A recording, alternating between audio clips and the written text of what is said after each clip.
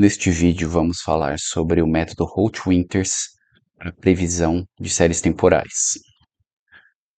Em série temporal, a gente pode quebrar ela em três componentes: nível, tendência e sazonalidade. E esses três componentes aqui, eles podem ser combinados de duas maneiras distintas. Eu posso ter que meu valor observado y, ele é uma soma desses três componentes, em soma entre nível, tendência e sazonalidade, ou ele pode ser uma multiplicação entre os três. Então a gente vai ter dois tipos de abordagem para avaliar séries temporais. Nível nada mais é do que a relação por onde a série está oscilando. Então, por exemplo, pode estar oscilando no nível em torno do nível 0, em torno do nível 5, em torno do nível 500, 5.000, 225. Então é uma noção realmente de onde ela está. A tendência é se no decorrer do tempo ela está em crescente, está decrescendo, como que ela está. Qual que é a tendência, se é de alta, se é de baixa, se não tem tendência nenhuma. E a sazonalidade é essa oscilação periódica que a gente pode ter em alguns meses, alguns dias da semana, algumas horas específicas. Então, essa oscilação periódica entre as séries, dentro da série. E uma combinação que pode ser bem comum é ter tanto a tendência quanto a sazonalidade. Então, toda série vai ter um nível, ou seja, ela está em torno de qual número oscilando? Em torno de 100, em torno de 300, de 500, de 10, mas a tendência à sazonalidade nem todas as séries têm. Então aqui no caso é uma série com tendência aqui crescente, com uma sazonalidade bem demarcada. E para séries temporais a gente tem alguns métodos de previsão, e uma categoria de métodos de previsão são os métodos de suavização. E a gente tem uma evolução desses métodos, até em relação à complexidade deles. Então a gente tem um método de suavização exponencial simples, ou seja, seria um método chamado de ILMA, ou Exponentially Weighted Moving Average, ou seja, média móvel exponencialmente ponderada. É conhecido como uma exponencial simples, ou seja, uma série que não tenha tendência nem sazonalidade. Talvez o método ILMA seja um candidato para a gente tentar fazer uma previsão e modelar essa série. Quando a série passa a ter tendência, aí o método exponencial simples talvez não seja mais adequado. Então a gente tem um método de Holt, também conhecido como exponencial dupla. Então a gente tem já um método com duas exponenciais. E a terceira abordagem é quando tem tendência e sazonalidade, que aí seria uma exponencial tripla ou um método conhecido como Holt-Winters. Então, se fosse colocar numa escada de complexidade de modelo, qual que seria possível aplicar em vários casos, então a gente começa com uma média ponderada, então poderia colocar peso simples. A gente pode ter a suavização exponencial, que é a exponencial simples, a exponencial dupla, que é o método de Holt, e o método Holt-Winters, que é exponencial, onde a gente vai conseguir trabalhar tanto tendência quanto sazonalidade. E o método de Holt-Winters, a gente tem dois tipos. A gente tem um método, também conhecido como Holt-Winters como aditivo, que é onde a gente vai trabalhar com séries onde a composição do nível, tendência e sazonalidade é a soma dos três. Então, quando a gente falou lá no começo que o valor observado de y, o valor previsto, vai ser uma soma do nível, da tendência e da sazonalidade. E cada uma dessas componentes, a gente tem uma média, uma suavização exponencial, ou seja, um parâmetro alfa aqui, com o valor mais recente, e um menos alfa do parâmetro mais antigo. Ou seja, eu estou no período T, eu vejo o que está ocorrendo, por exemplo, no caso do nível, o quanto que é a observação, diferente da sazonalidade, é um peso. o peso da informação nova. E um peso aqui, 1 menos alfa, da parte antiga. A mesma coisa para a tendência. Então, o peso aqui vai ser beta. 1 menos beta, o peso antigo da tendência. E a sazonalidade, peso gama da informação nova. E 1 menos gama, a informação antiga. Então, a gente vai ter esses 3 parâmetros aqui. Por isso que é chamado de exponencial triplo. São 3 exponenciais aqui que a gente vai estar usando. E o Holt-Winters multiplicativo é a mesma coisa, só que em vez de eu trabalhar 1 menos a sazonalidade aqui, e 1 menos o nível, eu vou trabalhar 1 sobre a sazonalidade, 1 sobre o nível, e a previsão vai ser o nível e a tendência vezes a sazonalidade, e não a soma. A gente vai ter essa diferença entre esses dois métodos. E maneira melhor do que falar, vamos fazer uma aplicação disso, um passo a passo, utilizando uma série real. Bom, aqui a gente tem uma série, que é a série de vendas reais do varejo, no varejo de hipermercados e supermercados, do IBGE, que é a pesquisa mensal de comércio. Então, desde de janeiro de 2000 até setembro de 2024. Então, se a gente colocar essa informação em gráfico e colocar visualizar, a gente tem uma série claramente com tendência e sazonalidade. Então, é uma série razoavelmente complexa. Então, vamos usar o método Holt-Winters passo a passo para para modelar e prever as próximas. Então, a gente tem aqui até setembro de 2024. A gente vai ter mais 11 observações para frente. Quais seriam as previsões para esses próximos 11 dados? Então, vamos lá. Então, a gente vai precisar de nível, tendência e sazonalidade. A gente vai ter também a previsão e o erro. A gente tem essas 5 colunas aqui. Para começar a fazer o modelo, a gente vai pegar as primeiras 12 observações, como é uma série mensal, eu vou usar essas 12 primeiras para calcular os parâmetros iniciais de sazonalidade para cada um dos meses. E depois também os parâmetros iniciais de nível e tendência. E depois a gente vai seguir com o modelo normal Holt-Winters. Então, o que a gente vai ter de sazonalidade aqui? A sazonalidade vai ser o quanto a observação ela está acima ou abaixo da média anual. Simples assim. Então, a gente vai fazer nesse caso aqui, vou travar células, e eu tenho que a minha sazonalidade para cada um dos meses vai ser dada dessa maneira. Ou seja, em dezembro eu estou em média, 16 pontos acima da média, em fevereiro 4 pontos abaixo da média, e cada um dos meses se está acima ou abaixo da média geral. Então, para ter uma noção de sazonalidade. Então, qual que vai ser o nível aqui? Se a minha observação foi 52 e eu tirar a sazonalidade de janeiro, que é 3 pontos para baixo, ou seja, menos com menos, vai ser 52 mais 3,79, que vai dar 56,12. Então, vai ser meu nível inicial. Ou seja, vai ser qualquer o nível da série, descontando já a sazonalidade. E qual que foi a tendência? A tendência vai ser a diferença entre esses dois níveis aqui, desse período e do anterior. O do anterior teria sido 54. 56 para 54 tem uma tendência de crescimento aqui de 1 ponto, 1, alguma coisa.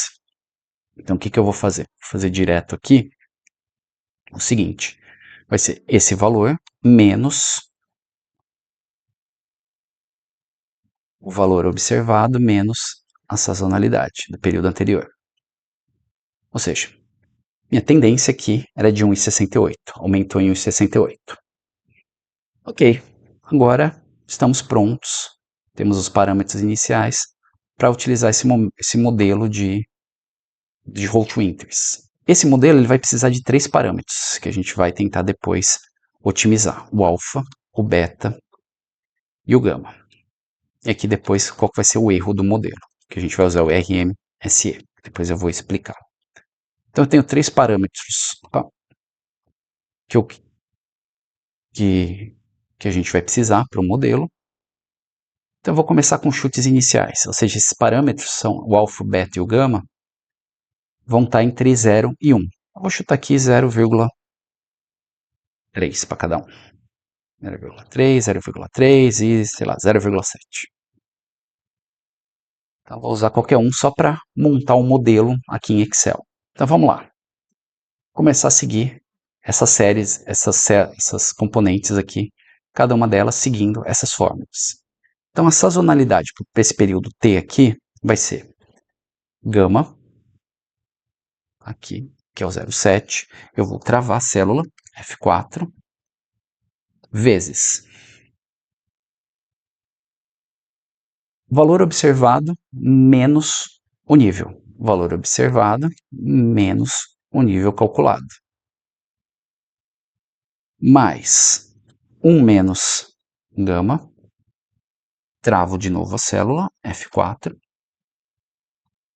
vezes a sazonalidade equivalente, ou seja, quantos passos aqui. Então, como eu estou falando de uma série anual, estou trabalhando mês a mês, o M é 12. Então, aqui é um pouco a sazonalidade, aqui, essa janela M, vezes a sazonalidade do último janeiro. Então, ele vai tentar aqui atualizar esse parâmetro de sazonalidade. Então, aqui, inicialmente, ele vai, aparentemente, manter igual. Eu vou colocar aqui sem preenchimento.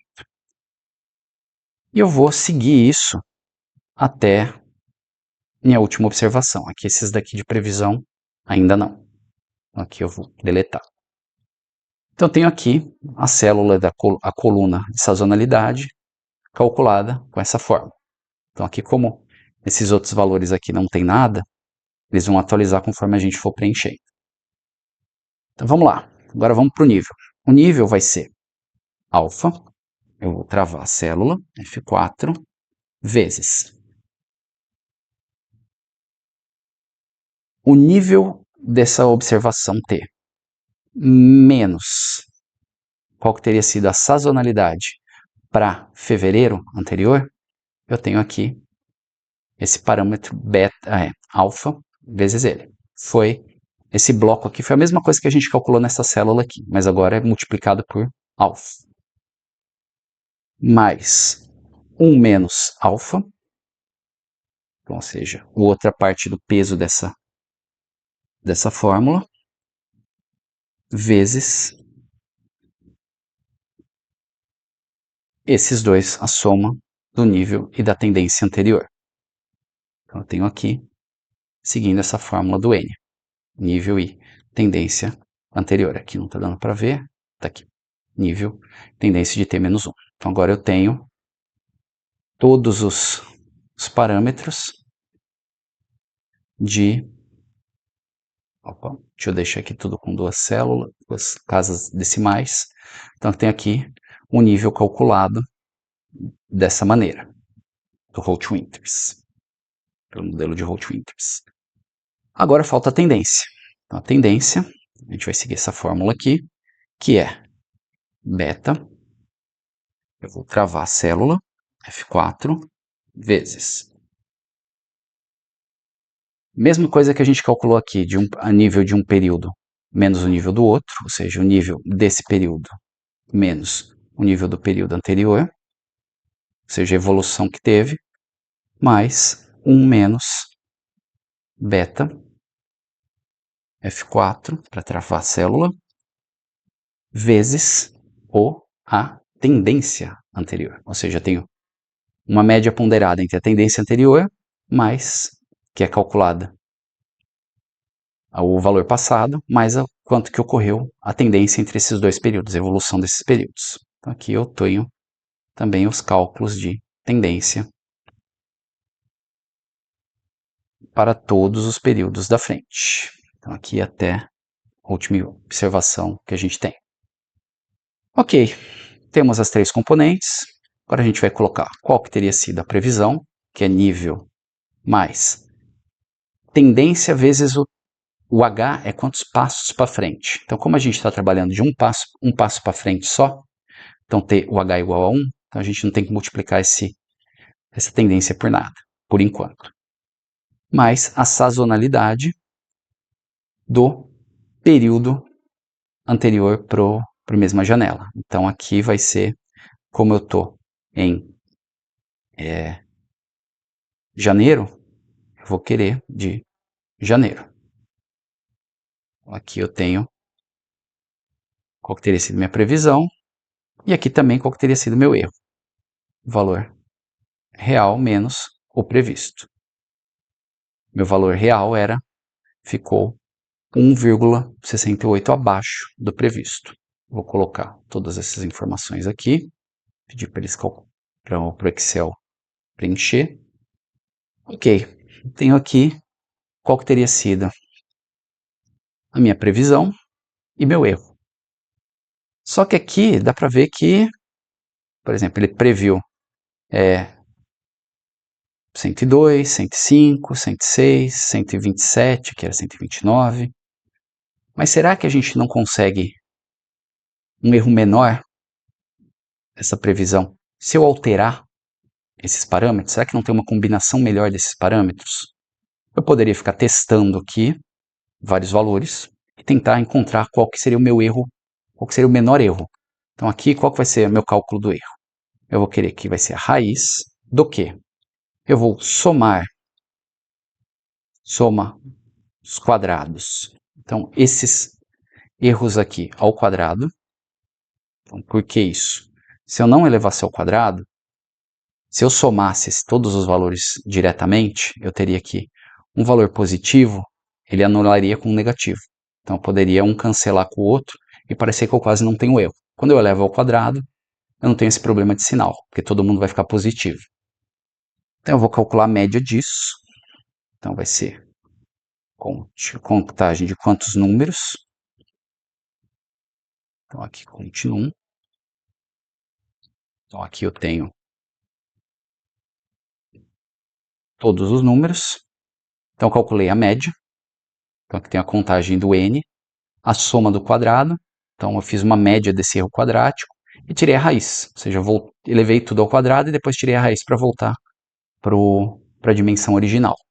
Então, fazendo isso, eu tenho minha métrica de erro desse modelo com esses parâmetros. Então, se eu colocasse aqui, então, em vez de 0,3, fosse 0,8, opa, já caiu esse erro. Ou seja, é um modelo, essa combinação é melhor. Só que eu tenho várias possibilidades aqui. E eu não vou ficar fazendo na mão, um a um. A gente vai usar o quê? O solver do Excel. Tentar otimizar isso da seguinte maneira. Então a gente vai. Aqui tem um erro aqui que eu tinha utilizado antes. Então eu vou só excluir aqui para começar do zero. Então aqui no solver eu tenho o que eu preciso informar ele. Eu quero saber primeiro qual que é o objetivo. Meu objetivo é esse erro aqui. Eu quero maximizar, minimizar ou para um valor específico. Aqui eu quero minimizar. Eu quero que essa célula aqui, esse erro, ele seja o menor possível. Alterando quais células? Alterando essas três células. Então, o solver aqui, o Excel, ele vai tentar achar a melhor combinação para minimizar esse erro. Só que eu tenho restrições. Esses valores aqui, eles têm que estar entre 0 e 1. Então, eu vou adicionar aqui todas essas células. Tem que ser menores ou iguais. Então, aqui está o indicador menor ou igual a 1. Ok. E também que elas sejam positivas, ou seja, maior ou igual a 0. Peço para resolver, ele está pensando uma solução ótima. Então aqui está a solução ótima para esse modelo. Um alfa de 0,96, um beta de 0,8, 0,79 e um gama de 1. Então o que a gente tem aqui? Tem esses parâmetros aqui, o erro. E agora eu vou fazer o seguinte, eu vou fazer a previsão 11 passos para frente. Então, tenho aqui um passo para frente, 2. Então, deixa eu só colocar aqui, só de outra cor e outro padrão, para ficar diferente aqui. Então, tenho 1, 2, 3, 4, 5, 6, 7, 8, 9, 10 e 11. Então, aqui eu tenho todas essas observações. E eu vou fazer a previsão da seguinte maneira. Eu poderia simplesmente puxar aqui, falar que eu vou ter aqui o seguinte. Seria a soma de todas essas do... Vou começar do zero aqui, eu acho que é mais fácil para explicar. Seria a meu último nível. O meu último nível eu vou travar, porque eu só tenho essa última informação do nível aqui. Então vai ser essa informação. Então o nível vai permanecer o mesmo, eu não vou atualizar mais para frente. A tendência, eu tenho ela, ou seja, vai ser essa última tendência, eu não vou atualizar mais ela. Só que, como eu vou estar N passos para frente, 1 passo, 2, 3, até 11, eu vou multiplicar por esse valor. Então eu vou ter 1 passo para frente e vai multiplicar essa tendência por 1. Aqui vai multiplicar a tendência por 2, e assim por diante.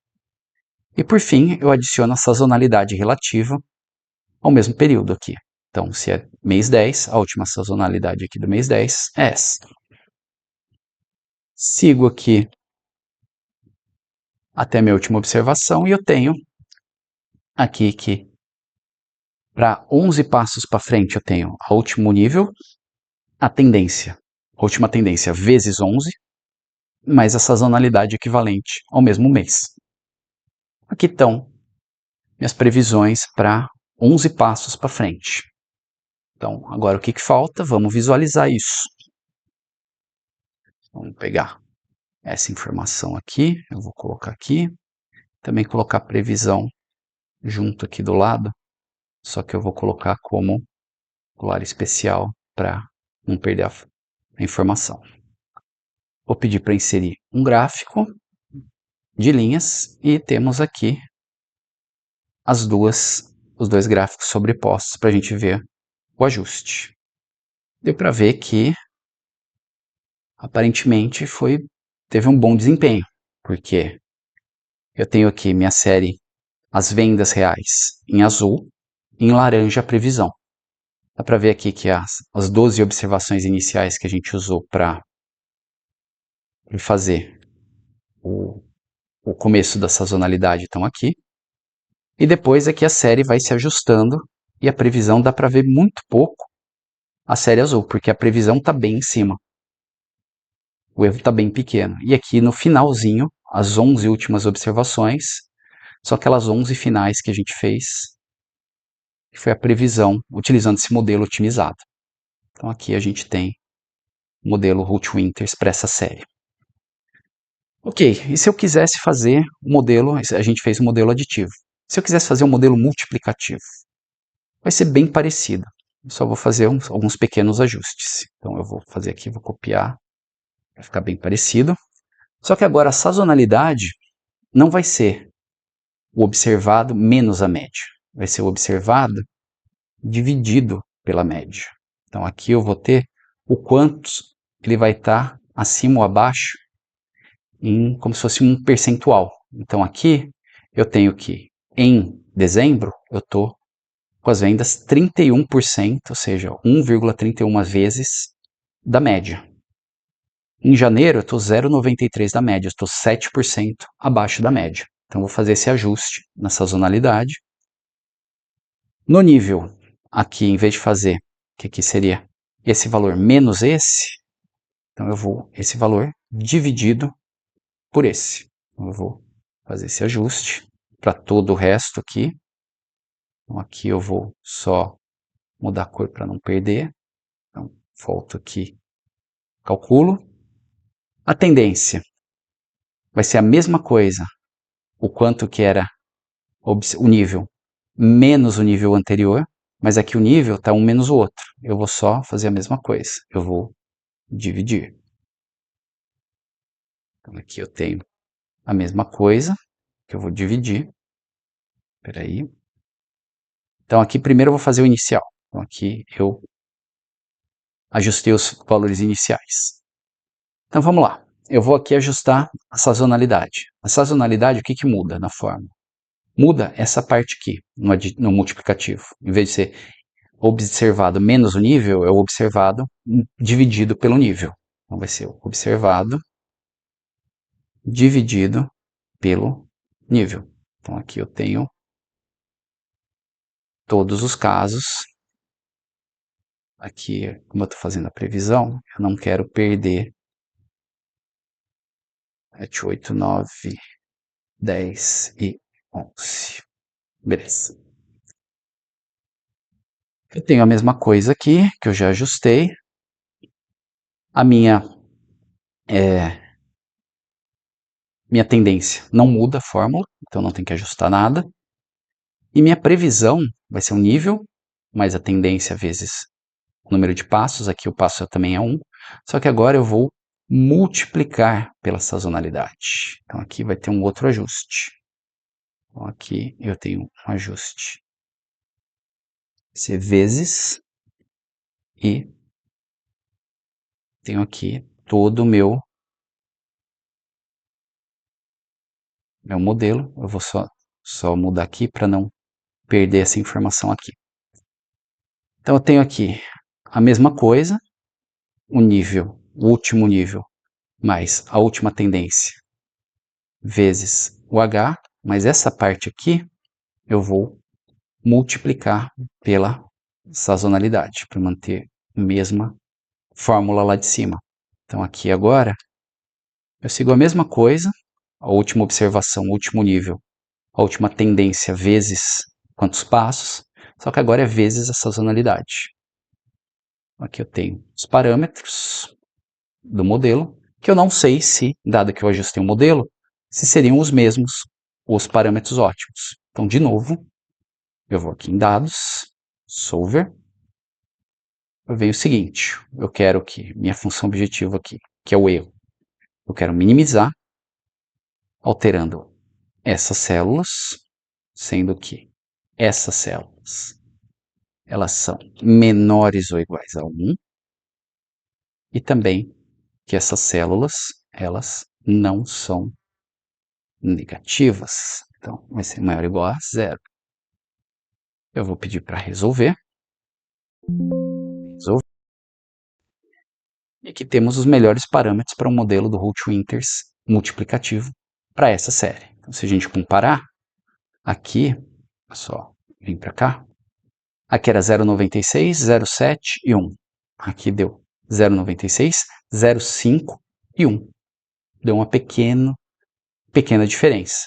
Então, se eu jogar a parte visual novamente aqui, vamos ver se ficou bom. Tenho aqui minha previsão. Vou colar esses valores. Se eu pegar aqui e pedir para olhar o ajuste desse modelo, eu tenho aqui que também teve um bom ajuste. Então, a gente tem que os valores iniciais da série, a previsão, seguindo até o final das os últimos valores aqui, os últimos 11 valores. Então dá para ver que os últimos 11 valores no aditivo, você vê que a previsão aqui é um pouco diferente. No aditivo ele vai de uma maneira mais linear, que no multiplicativo ele vai aumentando, ele vai como se fosse a tendência é crescente, então a multiplicação vai aumentar a previsão. E com isso a gente tem esses dois modelos, o Holt-Winters aditivo e o multiplicativo passo a passo.